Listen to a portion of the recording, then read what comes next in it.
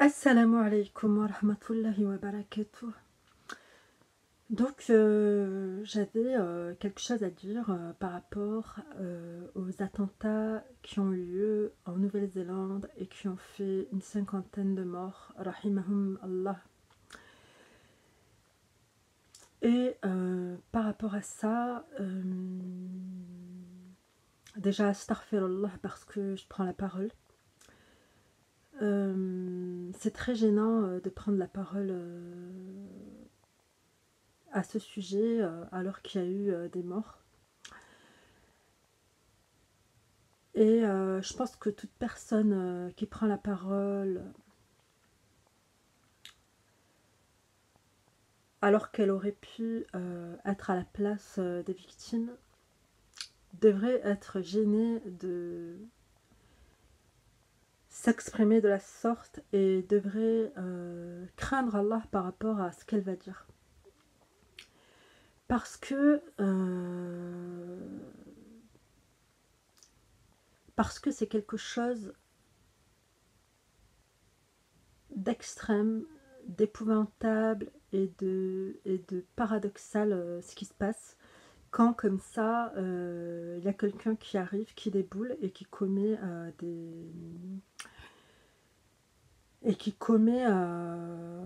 une attaque meurtrière. C'est la terreur, on perd nos repères, on est déboussolé,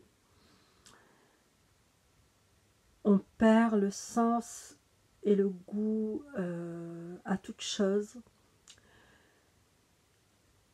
sous le poids de la menace que ça peut représenter.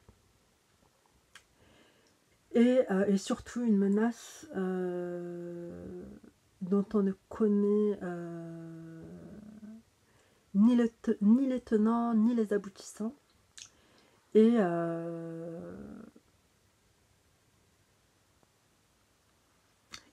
c'est pour ça que je pense que c'est très difficile de prendre la parole et de s'exprimer là-dessus. Parce que c'est terrible et que la seule manière de suffisamment bien représenter la vie et la seule manière de suffisamment bien représenter l'amour qu'on porte à la vie, c'est de faire de son mieux pour la préserver, et en cela de faire de son mieux pour faire partie des gens de bien et ne pas faire partie des gens ou de ceux qui menacent la vie, qui menacent l'équilibre de la vie, qui menacent le vivre ensemble et l'équilibre du vivre ensemble, qui menacent tout simplement l'harmonie de la vie. Et déjà donc, évidemment, il faudrait veiller et prendre garde à toute forme de haine qui pourrait s'enraciner en nous, se développer dans nos cœurs. Et veiller surtout à chaque instant à être prêt à rejoindre Allah subhanahu wa ta'ala. Parce qu'avant tout, je voulais dire et insister sur le fait que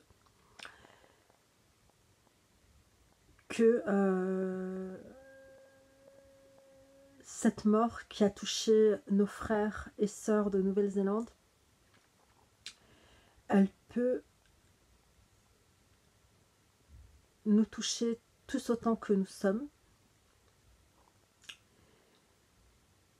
et que la vie peut nous être arrachée d'un moment à l'autre alors qu'on s'y attendait pas.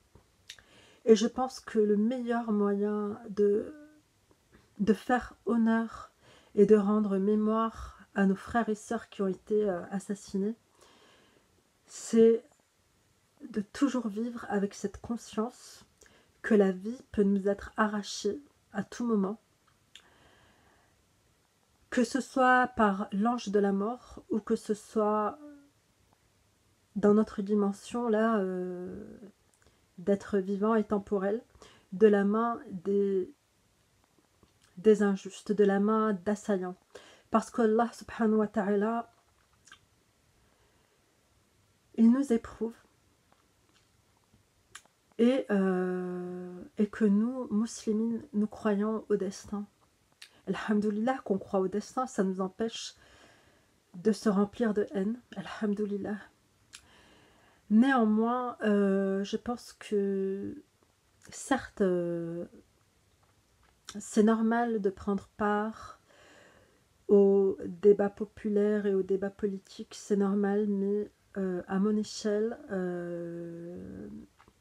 je pense que la meilleure des choses, c'est d'être solidaire à nos victimes dans le monde entier,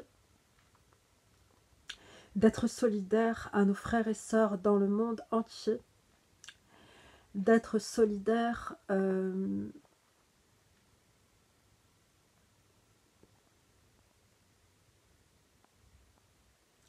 parce qu'on est tous victimes. On est tous victimes.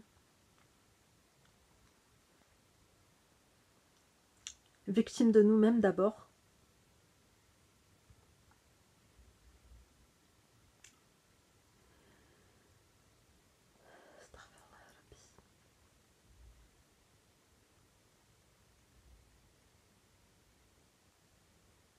Victimes de l'oubli que nos morts sont vivants, mais qu'on en est inconscient. On est tous victimes de nous-mêmes d'abord. Car comme Allah subhanahu wa ta'ala le dit dans le Coran, tout bien qui t'atteint vient d'Allah et tout mal qui t'atteint vient de toi-même. Après, je trouve ça assez dérangeant que chacun prenne la parole. Que tout le monde prenne la parole de son côté pour exprimer son indignation, etc. Il y a trop de paroles en l'air et trop de paroles, ça donne du brouhaha, ça donne une ambiance nauséabonde où tout le monde cherche à parler et où plus personne n'écoute. Et je pense que c'est un facteur de désordre. Alors, est-ce que moi j'y participe en faisant cette vidéo? Allahu a'lam. En tout cas, j'essaye de changer la donne et j'essaye d'exprimer quelque chose qui soit plus proche de la sagesse et du silence que d'un besoin de se rassurer ou de se montrer alors que des frères et sœurs ont été assassinés.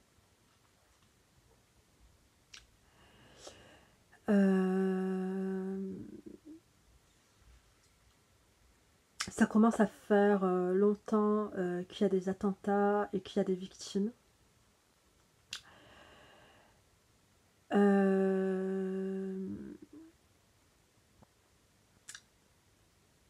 Et on commence à avoir l'habitude. On commence à avoir l'habitude de s'imaginer qu'on pourrait tomber en sortant faire des courses, qu'on pourrait être la cible de n'importe qui, de n'importe quel fou, de n'importe quel malade mental.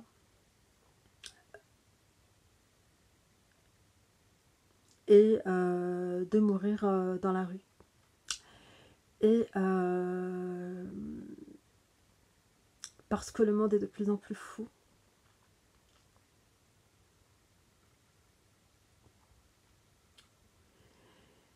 Et en fait, on est tous concernés par la mort, quoi. On est tous concernés. Et je pense que quand on a pris l'habitude de voir dans les victimes du monde entier le reflet de nos propres personnes, quand on a pris l'habitude de se voir ou de s'imaginer morts à leur place, je pense que la seule chose qui nous inspire, c'est de nous préparer à rendre l'âme si ça devait arriver. Et je pense que c'est le meilleur moyen d'affronter l'adversité et d'y faire face avec beaucoup de sang-froid et avec des idées claires et avec des idées bien en place. Parce que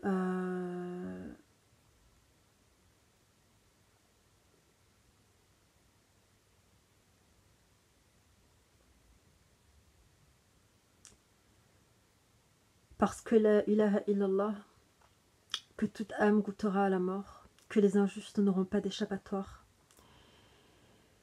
et qu'Allah subhanahu wa ta'ala nous a créés pour l'adorer, pour faire le bien, et sûrement pas pour semer le chaos, pour semer le désordre et pour semer la corruption. Donc, je pense que à chaque fois qu'un mal nous touche, c'est un rappel vis-à-vis de ce qu'on doit améliorer. Mais il faut dire que lorsque des gens perdent la vie, la blessure, elle est quand même assez énorme. Et je voulais rappeler que pour faire face à ça, que ce soit des gens de notre famille, qu'Allah nous en préserve, ou que ce soit des gens de la communauté, qu'elle soit humaine ou religieuse, je voulais dire que le meilleur moyen, c'est de se préparer à rendre l'âme à Allah. Parce que quand on se prépare à rendre l'âme à Allah, on purifie nos cœurs et on apprend ce que c'est que la véritable fraternité. Et c'est à ce moment-là qu'on voit les victimes de la folie et du terrorisme comme si c'était des victimes de notre propre famille, comme si c'était nos propres enfants, comme si c'était nos propres parents et nos propres frères et sœurs. Et je pense que c'est là qu'on est suffisamment concentré et canalisé pour faire face à ce fléau de la folie ambiante, de la folie qui ne cesse d'augmenter. On le voit, la folie ne cesse d'augmenter. Les gens perdent la tête, surtout avec la virtualisation de la vie. Les gens perdent la tête. Le hadith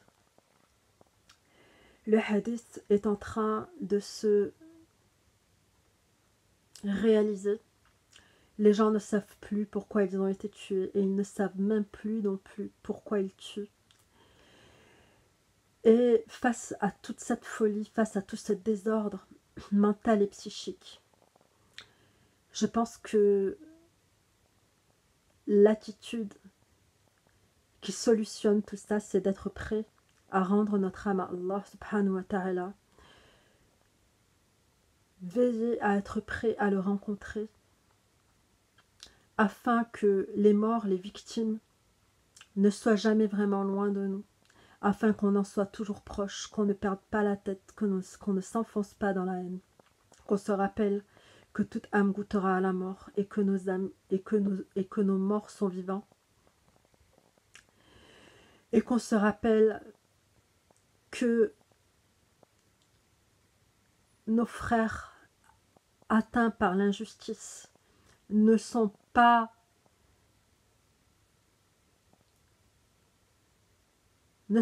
à plaindre, parce que la mort nous touchera tous et c'est comme ça qu'on pourra les soutenir. Les gens qui ont eu des victimes dans leur famille sont à soutenir par le rappel que nos morts sont vivants, mais qu'on en est inconscient, et par le rappel que toute âme goûtera à la mort, parce que ça c'est bien beau de le dire, mais ensuite le vivre quotidiennement, c'est autre chose, et on ne pourra le vivre quotidiennement qu'avec une réelle fraternité qui irradie nos membres, qui irradie nos cœurs, et qui se réalise à travers nos actes de tous les jours, et qui se réalise à travers nos motivations de tous les jours. S'animer d'une véritable fraternité, en nous rappelant de la grandeur d'Allah, celui qui donne la mort et la vie afin de nous éprouver et de savoir qui de nous est le meilleur en œuvre.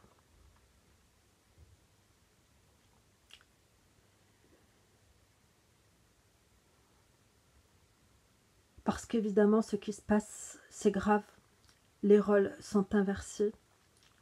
À l'échelle mondiale, les musulmans sont des victimes. Et la désinformation veut faire en sorte que les musulmans soient des terroristes. On sait pertinemment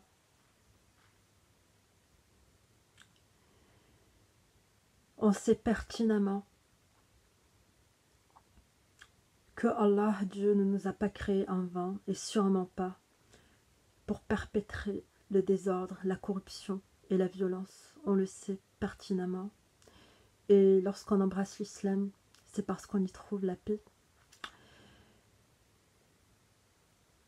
Et que nos morts sont vivants, mais qu'on l'oublie trop souvent. Voilà, c'était le message que j'avais à passer. Qu'Allah fasse miséricorde à nos morts. Qu'Allah fasse miséricorde aux victimes. Et qu'Allah subhanahu wa ta'ala